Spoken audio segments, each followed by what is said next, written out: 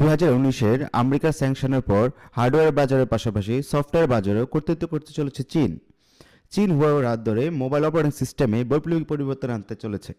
কথা বলছি হুয়াওয়ের harmony OS নিয়ে। হ্যালো এভরিওয়ান, আমি নাহিদ সুলতান। আজকে এসেছি হুয়াওয়ের হারমোনি ওএস নিয়ে বিস্তারিত আলোচনা করতে। চলুন ভিডিওটি শুরু করা যাক। প্রায় 5 বছর আগে হুয়াওয়ের তৈরি করা হারমোনি ওএস ছিল অ্যান্ড্রয়েড ভিত্তিক অপারেটিং সিস্টেম, যাতে অ্যান্ড্রয়েডের অনেক এপিকে ফাইল অথবা অ্যান্ড্রয়েড ইনস্টলেশন ফাইল ইনস্টল করা যেত। কিন্তু 2024-এ হুয়াওয়ে সম্পূর্ণভাবে গেম চেঞ্জ করে দিয়েছে। 2024-এ হুয়াওয়ে হারমোনি ওএস এর এমন একটি ভার্সন নিয়ে এসেছে যা তৈরি করতে অ্যান্ড্রয়েডের সহায়তা লাগেনি, এবং তারা নতুন একটি প্রোগ্রামিং ল্যাঙ্গুয়েজের সাথে তাদের নিজস্ব কার্নেল ব্যবহার করেছে। আর এই অপারেটিং সিস্টেম দিয়ে লঞ্চ হওয়া তাদের প্রথম ডিভাইস হচ্ছে হুয়াওয়ে পিওরা 70 সিরিজ এবং কিছু ট্যাবলেট।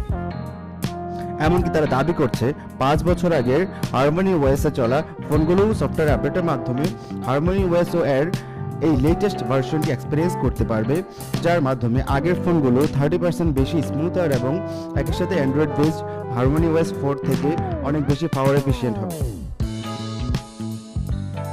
হারমোনি ওএস এর এই ভার্সনটি তৈরি করতে পারে নতুন একটি ইকোসিস্টেম, যখন কিনা বাজারে অপারেটিং সিস্টেমের প্রায় 74% অ্যান্ড্রয়েডের দখলে এবং 70% আইওএস এর দখলে। তখন বাজারে হুয়াওয়ে নিয়ে আসছে সম্পূর্ণ ব্যতিক্রমী ওএসটি। হুয়াওয়ে দাবি করছে নতুন এই ওএসে ইউজারদের অ্যাপস নিয়ে কোনো প্রকার সমস্যায় পড়তে হবে না।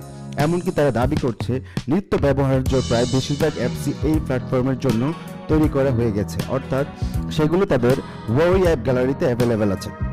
আজকের ভিডিওটি এই পর্যন্তই। হুয়াওয়ে কি পারবে অ্যান্ড্রয়েড ও আইওএস এর মাঝে নতুন একটি কম্পিটিটর হতে, নাকি তারা নোকিয়া আর উইন্ডোজ ওএস এর মতো ব্যর্থ হবে? কমেন্টে জানাবেন।